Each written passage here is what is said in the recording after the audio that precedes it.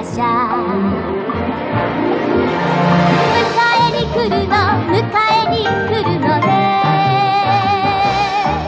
誰かが私を連れて行くのね白い花の道へ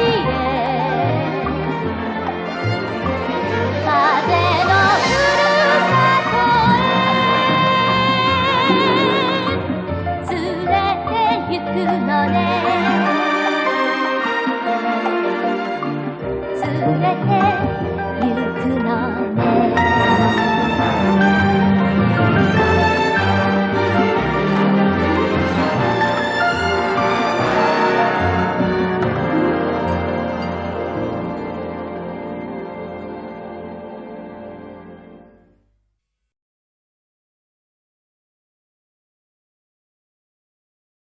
It is February, the unfriendliest and coldest month on Prince Edward Island. During the past week, Diana and Anne had seen each other every day, not only at school but also in the afternoons. After she'd saved Minnie May's life, Anne could visit the Barrys as often as she liked. Mrs. Barry was very grateful. I thought so. She saw it and wants to speak to me. Marilla, can I quickly go over to Diana's place? I won't stay long, only for a few minutes. What on earth for? You two have been putting your heads together all afternoon. And when Diana decided to leave, you stood in the snow for another half an hour. But she's flashed 5 times. That means she has to see me because she wants to tell me something important. What did she do? Flashed? What do you mean by that? We signal to each other. Each of us places a candle on the windowsill and puts a blackboard in front of it and then takes it away. You see, that's what you call a signal. Good heavens, the curtains might go up in flames, and that's what I call a fire. Did you think of that? Where did you get that idea, Marilla? We're not babies anymore. We are very careful. Diana has signaled to me that she wants to tell me something, and I just have to know what it is. I'm very curious. I won't be able to sleep at all tonight if I don't find out what's going on. And that is a risk you certainly don't want to take. You may go. Thank you. I want you to be back home here in 10 minutes' time. Now repeat what I said. In 10 minutes' And time. please close the door after you. She's got time for nothing else when it comes to Diana.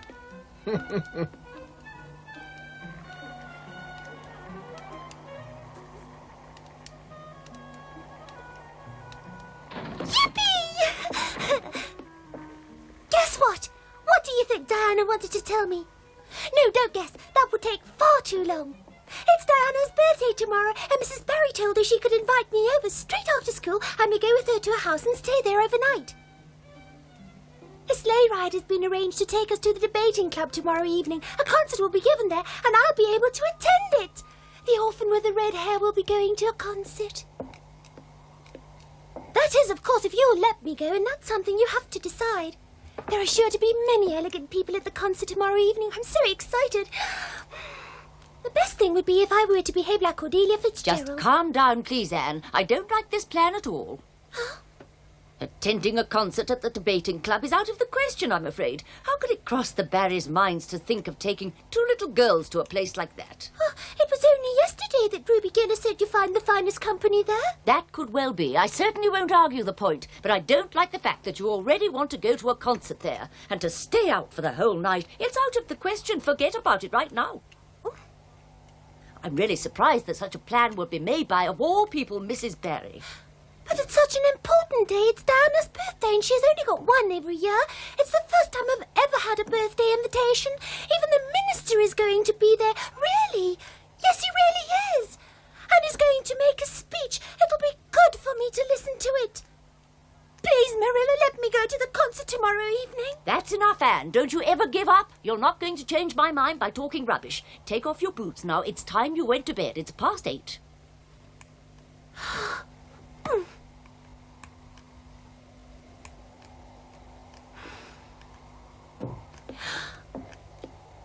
haven't told you everything, Marilla. Just imagine, Mrs. Barry has given Diana and me permission to spend the night in the big, beautiful bed in the guest room. Can't you see what a great honour that would be? Your little Anne would actually be allowed to sleep in the Barrys' lovely guest room. You'll have to do without that honour. And now it's off to bed. And if I hear one more word about it, I'll be very angry.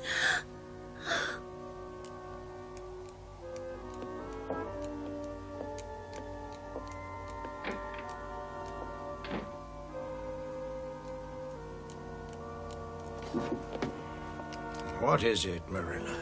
I don't understand you. Why won't you allow her to go? Because it wouldn't be good for Anne.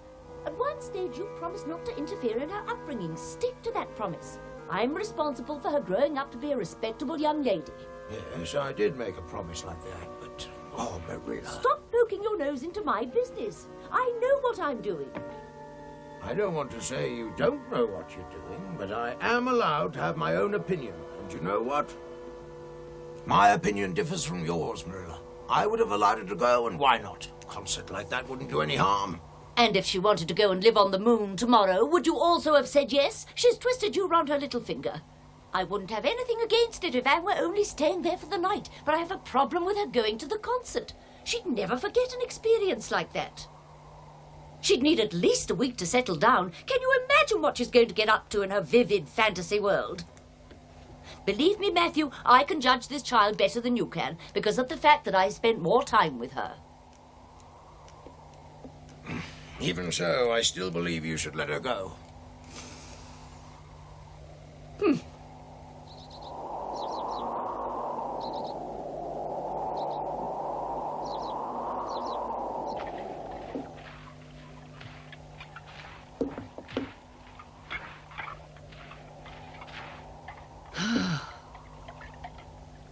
What's the matter with you this morning? If you carry on dawdling like that, you'll be late for school.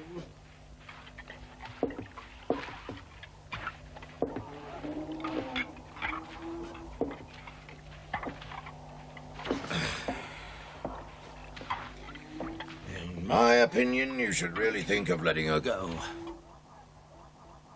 Well, then you may go. I don't seem to have any other choice. But I must add that sense doesn't seem to prevail in this house anymore.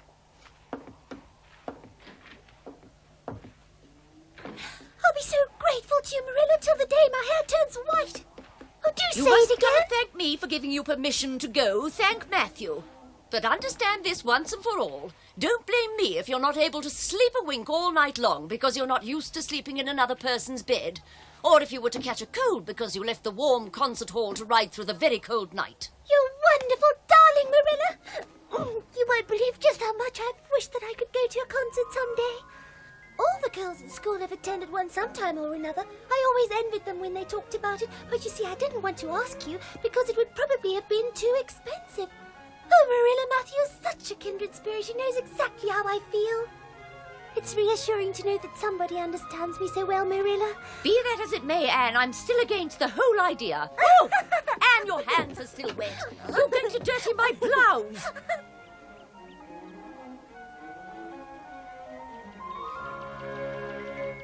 He doesn't want to play with us today. Do you know why? Where were you? I waited for a long time in the birch forest. I even thought that you might be ill or something like that. Where were you, Anne, today of all days? It was Marilla. At first she was against the whole idea. She was worried that I'd catch a cold or perhaps wouldn't be able to sleep because there wasn't a strange bed. I really don't know why, but she didn't like the idea at all. Well, has she said you can go or not? Mm-hmm.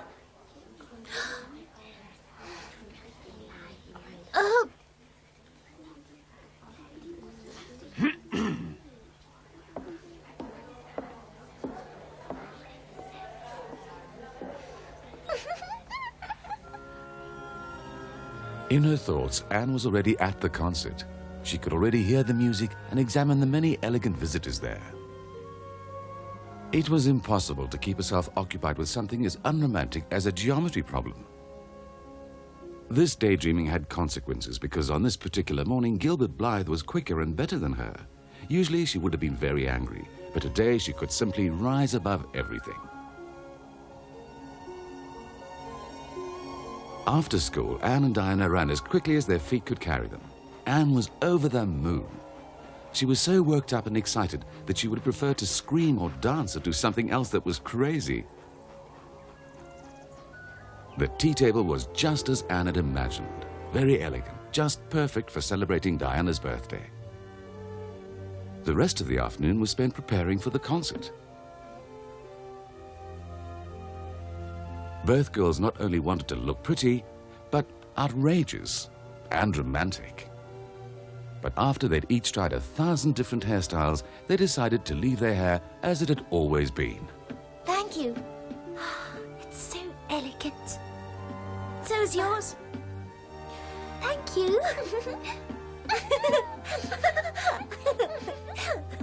Anne would naturally have preferred to wear something other than her black satin dress, but it was the only pretty dress she had. Then she decided to replace reality with fantasy. She knew it would be very easy for her to imagine herself wearing Lady Cordelia's beautiful lace dress.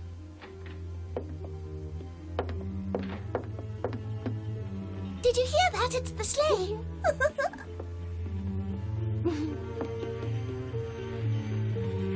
Hello.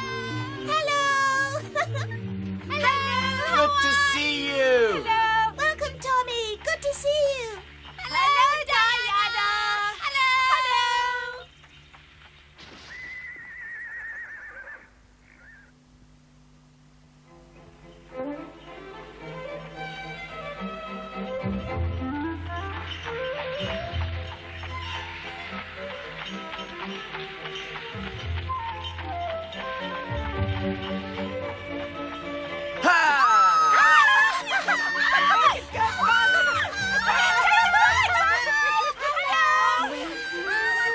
Anne enjoyed every second of that wonderful afternoon. And when she realized the highlight of the day still lay ahead of her, she became very excited.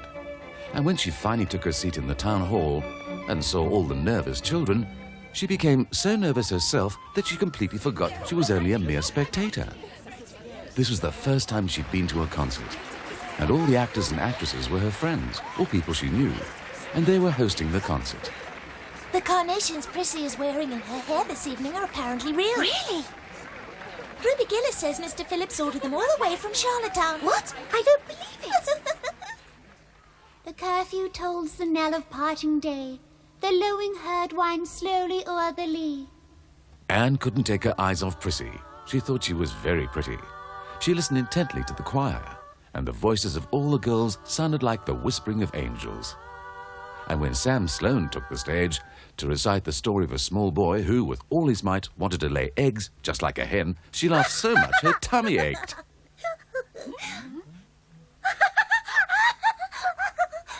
And then Mr. Phillips took the stage. Anne held her breath. Friends, Romans, countrymen, lend me your ears. I come to bury Caesar, not to praise him. The evil that men do lives after them. The good is oft interred with our bones, so let it be with Caesar. The noble Brutus hath told you, Caesar was ambitious. If it were so, it was a grievous fault.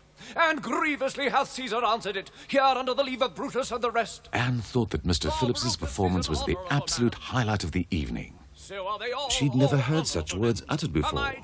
As a matter of fact, she'd never even seen an actor on stage He before. was my friend. Anne trembled as she listened to Mr. Phillips continue with his monologue. She felt sorry that he had to suffer so much, and she even forgave him for always glancing and smiling at Prissy.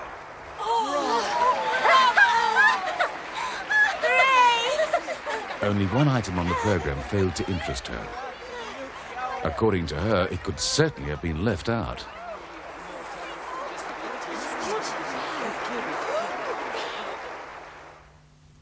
A soldier of the Legion lay dying in Algiers. There was lack of woman's nursing. There was dearth of woman's tears. But a comrade stood beside while his lifeblood ebbed away, and bent with pitying glances to hear what he might say. And he said, I never more shall see my own, my native land. Take a message and a token to some distant friends of mine, for I was born at Bingen on the Rhine. Anne thought the evening had been simply wonderful. She couldn't stop talking all the way home. To Diana's amusement and delight, Anne imitated Mr. Phillips and Prissy Andrews. It was only the performance of Gilbert Blythe that Anne chose not to mention, and she was determined to pretend that she hadn't seen Gilbert at all. When Diana and Anne finally arrived home, it was already 11 o'clock. The house was quiet, the lights were off, and everyone seemed to be asleep. Both of them sat for a moment in front of the fireplace to warm themselves. There's one thing I don't understand. Why did you ignore Gilbert? He noticed it. I actually saw him looking down at you. Do you know what I think, Anne? He's sweet on you. Listen to me now. You may be my very best friend, Diana, but I can't allow you to say something like that. Don't speak to me about that person ever again. Don't have such a shocked look on your face. Let's rather see who's in bed first. I agree.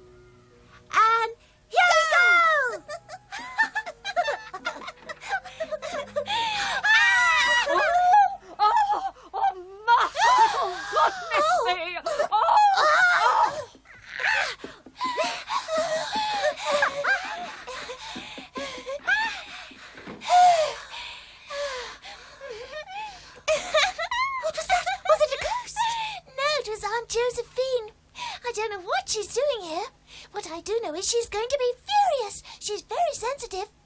Poor Aunt Josephine. She most probably got a very big fright. Who is this Aunt Josephine? A relative. She's my father's aunt. She lives in Charlottetown.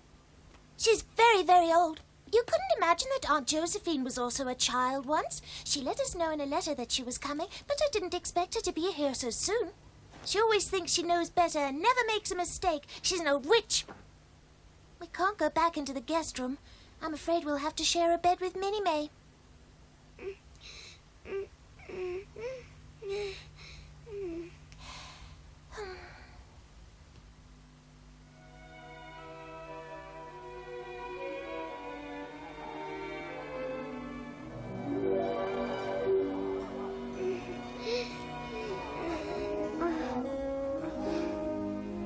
Aunt Josephine did not appear at the breakfast table the following morning, and Diana didn't breathe a word to her parents about the previous night's experience.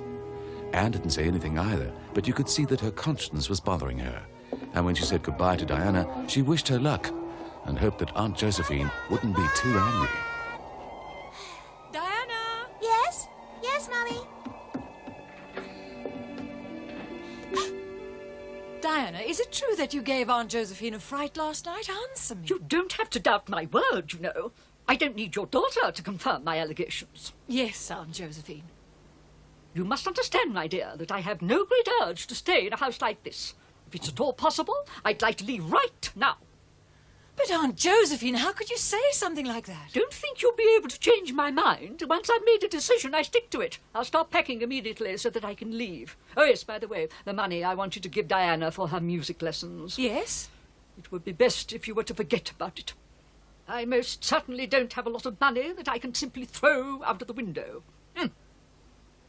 Such a wild and ill-behaved child does not deserve to have music lessons. Diana, would you please apologise to Aunt Josephine? It seems I haven't expressed myself clearly enough. Don't even bother. I won't change my mind. Oh, please forgive me.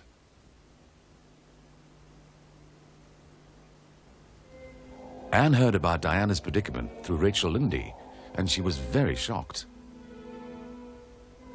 She thought Aunt Josephine would give Diana a good scolding, but she'd never expected this. She ran to the Barrys' house as fast as her feet would carry her. She wanted to help Diana, because racing to bed had been her idea, and she didn't want Diana to take all the blame, especially since she was the culprit herself.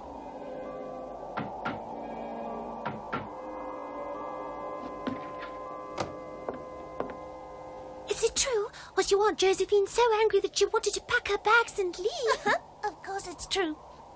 She's just like a sour lemon, Anne. You should have heard the sermon she gave.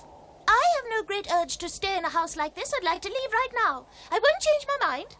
Well, as far as I'm concerned, she can go, but my mother disagrees. But why didn't you explain to her that it was my fault?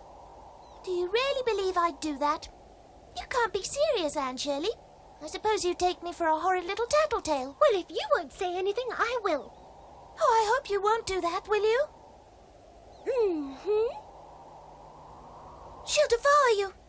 If there's a dragon to be found in this house, it's sure to be Aunt Josephine. Look, don't try to frighten me, Diana. It's totally unnecessary. I'm frightened enough as it is already. I suggested we race to bed, and I'm going to tell her. I hope she won't bite off my head immediately, but if it gets to the worst, Diana, please take the trouble to come and rescue me from her claws. Well, good luck, Anne.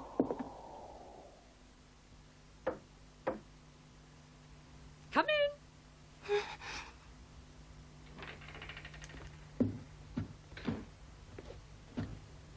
Miss Josephine Barry? What's your name, girl? My name is Anne Shirley. I live at Green Gables, and I've decided to come and make a confession. I don't quite understand. What confession, What happened last night in your room was my idea. I suggested to Diana that we should race to bed. We only wanted to see who would be in bed first. We were having some fun. Diana would never think of doing anything like that. She's a very good girl. She's pretty and well-behaved and would never try to frighten anyone on purpose. You ought to forgive her. So you believe I should forgive her? I seem to remember Diana also partook in almost breaking all my bones. Your behaviour is an absolute disgrace. It's outrageous. But We didn't want to break your bones. Why would we want to do that? We were just being silly. We had enjoyed such a lovely evening at the concert. Oh, please accept my apology and forgive Diana. You promised to pay for a music lesson. She was looking forward to them so much. I know what it feels like to wish for something and eventually not have it. If you really have to be angry with someone, then let it be me, because I also know what that feels like, really. I was only a small child when all the terrible scolding began. I'm used to it now, so it doesn't bother me much anymore. But Diana is another matter. She wouldn't be able to endure it.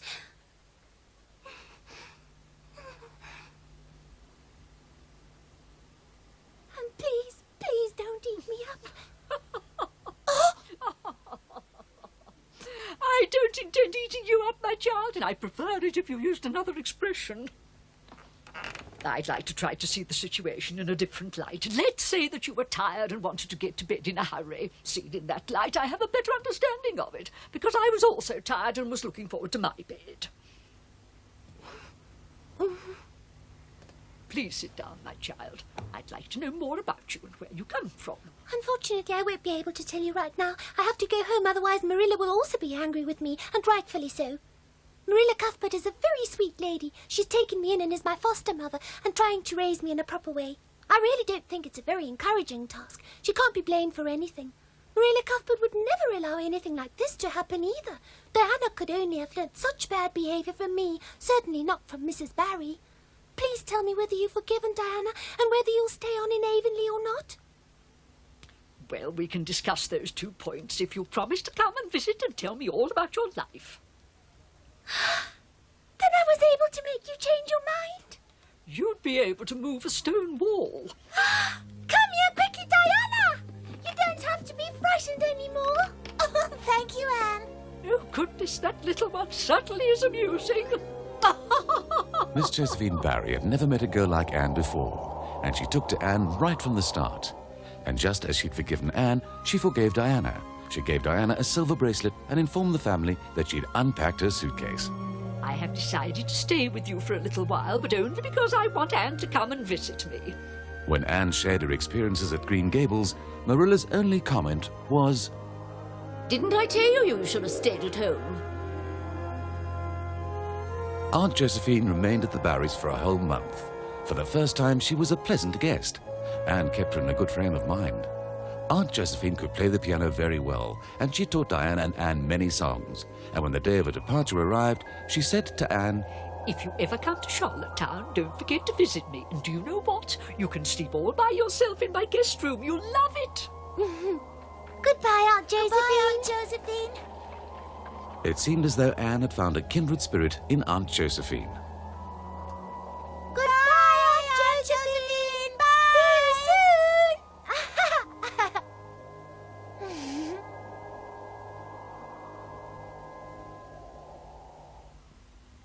soon. Winter had gone and spring came. It had been exactly a year since Anne's arrival at Green Gables. But of course, no one remembered. Anne refused to go to school because she wanted to celebrate this day. But more about that next time.